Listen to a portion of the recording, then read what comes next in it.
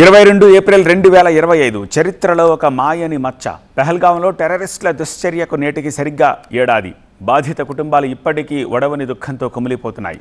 అంతులేని ఆవేదన నుంచి ఇంకా తేరుకోలేకపోతున్నాయి. వారిలో విశాఖకు చెందిన చంద్రమౌళి కుటుంబం కూడా ఒకటి. ఏప్రిల్ 22, 2025 పెహల్గాం దారుణ మారణకాండ యావత్ దేశాన్ని దిగ్భ్రాంతికి గురి చేసింది.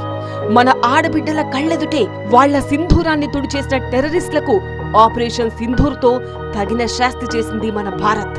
కాశ్మీర్ను రక్తసిక్తం చేసి 26 మంది పర్యాటకులను పొట్టన పెట్టుకున్న ఉగ్రవాదుల దుశ్చర్యకు ఏడాదైంది. టెర్రరిస్టుల కాల్పుల్లో విశాఖవాసి చంద్రమౌళి చనిపోవడంతో సాగర తీరం శోకసంద్రమైంది. చంద్రమౌళి రిటైర్డ్ బ్యాంక్ ఆఫీసర్, భార్య నాగమణితో కలిసి విశాఖలో ఇదిగో ఈ ఇంట్లోనే ఉండేవారు. 2 కూతుళ్లు అమెరికాలో స్థిరపడ్డారు. గత ఏడాది ఏప్రిల్ 18న చంద్రమౌళి దంపతులు మిత్రులు అప్పన్న, శశికుమారి, శశిధర్, సుమిత్రాదేవిలతో కలిసి కాశ్మీర్ టూర్కు వెళ్లారు. ఎంతో ఆనందంగా గడిపారు.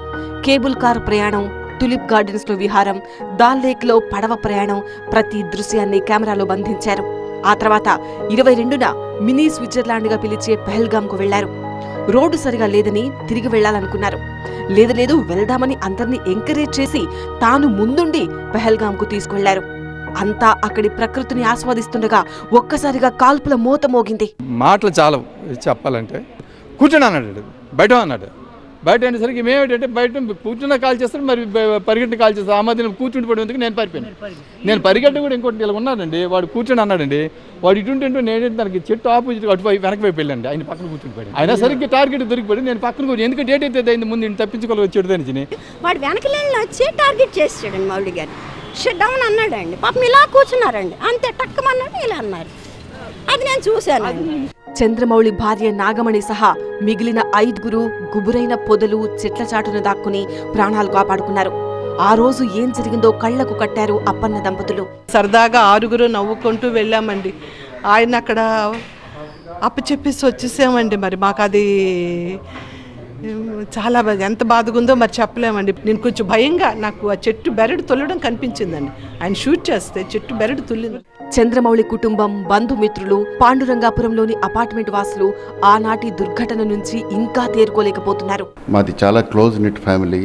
అంత క్లోజ్ నిట్ ఫ్యామిలీ నుంచి ఒకరు సడన్గా అదృశ్యం అయిపోయేసరికి అది తేరుకోవడం కష్టంగా ఉంది. మా వదిన గారు కూడా ఇంకా గ్రీఫ్ నుంచి రావడానికి టైం పడుతుంది. పిల్లలు చాలా వరకు కేర్ తీసుకుంటున్నారు. But still loss is a loss. It's most unfortunate thing అండి. దేశాల మధ్య భేదాలు ఉండొచ్చు, అంతేగాని ఇండివిజువల్స్ని బాధించడం అన్నది చాలా బాధాకరం. వాళ్ళకి మేము ఫేస్ చేస్తూనే ఉన్నాము. వాళ్ళ ఫ్యామిలీ మెంబర్స్ కూడా ఆవిడే ఒక్కళ్ళే ఉండలేక వాళ్ళ తోడేళ్ళు ఉంటే పక్కన రాజాగారి ఇంటి దగ్గరికి వెళ్తున్నారు. ఎక్కువగా ఇక్కడ ఒక పూట ఉంటున్నారు.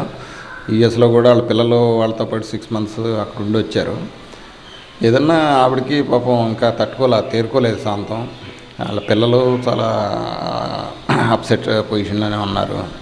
ఏదన్నా ఆయన లేకపోవడం అన్నది చాలా దురదృష్టకరమైన విషయం. ఆపరేషన్ సింధూర్ తర్వాత పెహల్గాంలో మళ్లీ పర్యాటక సందడి పెరిగింది. కానీ ఏడాది క్రితం జరిగిన ఘటన మానని గాయంగా బాధిత కుటుంబాలను, ఆ దారుణాన్ని కళ్లారా చూసిన పర్యాటకులను ఇప్పటికీ వేధిస్తూనే ఉంది.